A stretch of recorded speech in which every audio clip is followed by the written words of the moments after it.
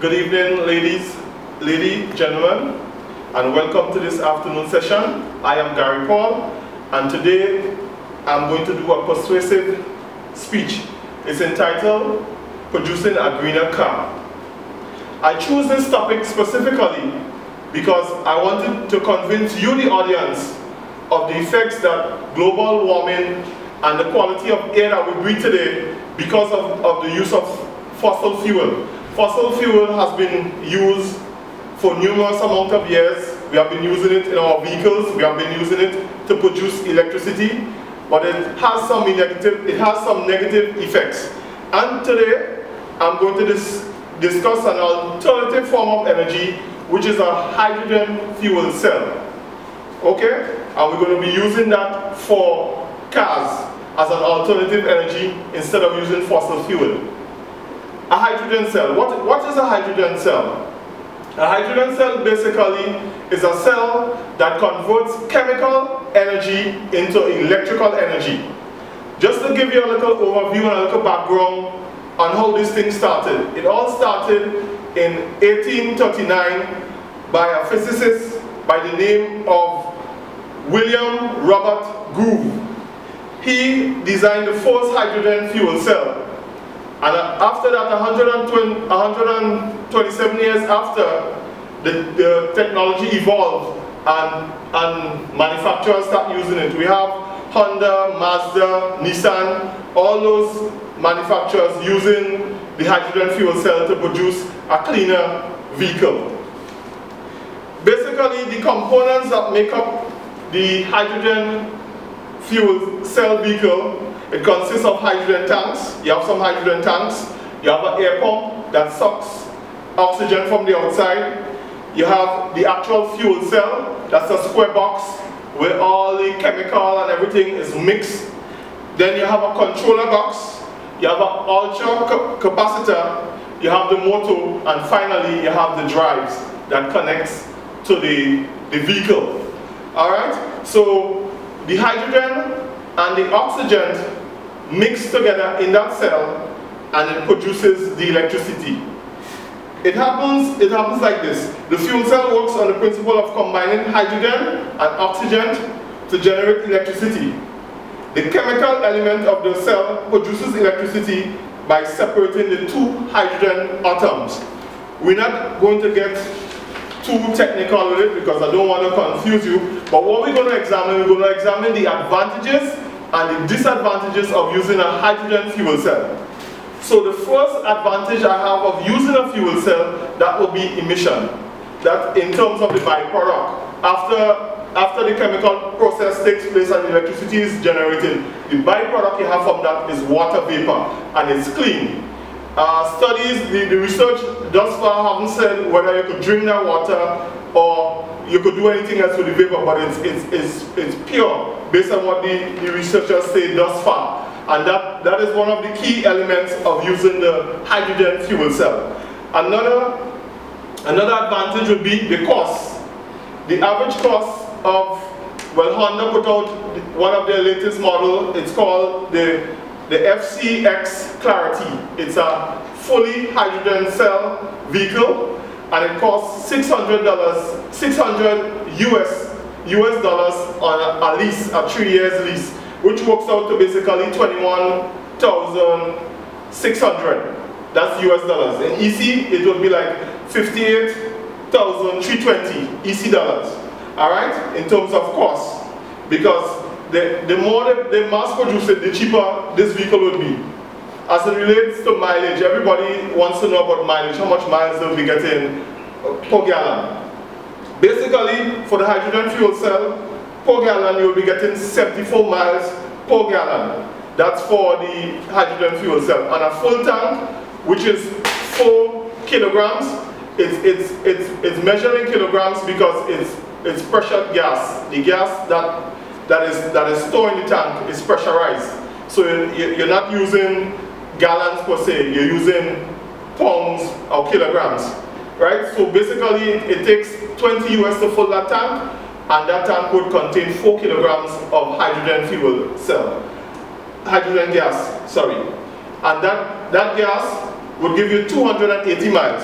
You'll be able to get 280 miles on that full tank.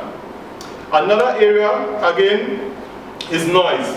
You know, a lot of vehicles, a lot of us, we have our personal vehicles, and you start up and you hear the noise of the engine and the different thing. Now and again, when you have to do maintenance, you might hear certain things knocking. The advantage of having a hydrogen fuel vehicle, you have less mechanical parts.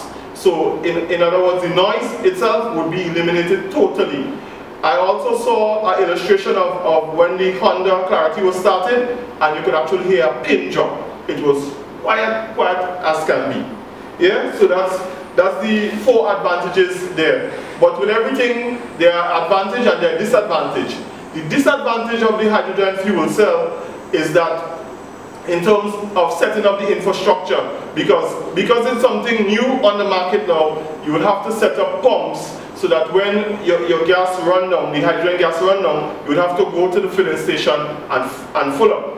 So that would take some time and some money to set up a station like that, because the ordinary station you have is gasoline, you go and you get your gas. So that would take some time. That is a disadvantage. Another disadvantage, the motors that are used to drive the propulsion of the hydrogen cell vehicle, it uses a lot of copper in the manufacturing process. It uses a lot of copper. And on the world market right now, copper is in great demand. So the quantity of copper is getting smaller and smaller. They try using aluminum as an alternative, but the end product is way too bulky. It's rather bulky. Yeah? So the copper, as I say, is the better one to use, but because of what is going on right now in terms of the amount of copper in the world market, they're considering that as a disadvantage. All right. So I want to conclude by saying, after listening to the facts on hydrogen fuel cells, I am totally convinced today that you, my audience, that when it comes to purchasing a vehicle, I know that your choice is going to be a hydrogen cell vehicle. Because if you don't do that, the environment is going to be hurting, the environment is going to be going down. So you have a choice today, and that choice that you have to make today is to choose a hydrogen cell fuel vehicle so that we can get cleaner air. The sources for this speech, or the information for this speech, was taken from www.hydrogenfuelcell.com, and also the book Hydrogen Fuel Cell, The Vehicle for the Future by Sam Gletton and Gerard Delahany. Yes, I thank you, my audience. This is what I have to say as it relates to the hydrogen fuel cell. I now open up the floor for any questions. I didn't go too much into details because in the interest of time and everything, I didn't want to confuse you too much with the amount of information on hand as it relates to hydrogen fuel cell. Any question, anything that you need any further clarification on in terms of what was said? Oswald? Yes, good afternoon.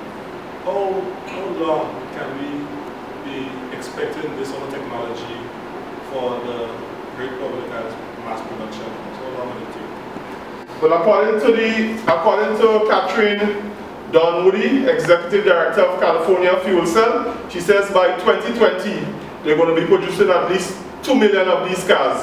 So eventually some of them may end up in Grenada, but the thing is we have to have the pumps available to fuel, because you would have a hydrogen car, when the hydrogen gas expires, you won't have nowhere to go full up.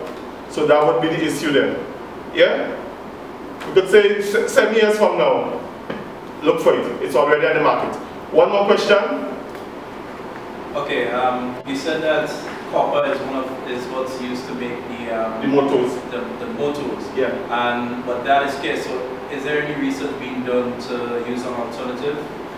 Yes, there's research being done to use aluminum, but as I said in the speech, they find the size, the final product when they use aluminum to make these motors, it's a bit bulky and it affects the aesthetics of the vehicle in terms of the sort of sleekness that you want. When you build an aluminum motor, it's much bigger than the copper. The copper motor is a bit smaller. So there's no other thus far, I haven't seen anything to say otherwise. Yeah? I haven't seen anything to say otherwise. All right, I want to thank you once again. You have been a wonderful audience. Thank you.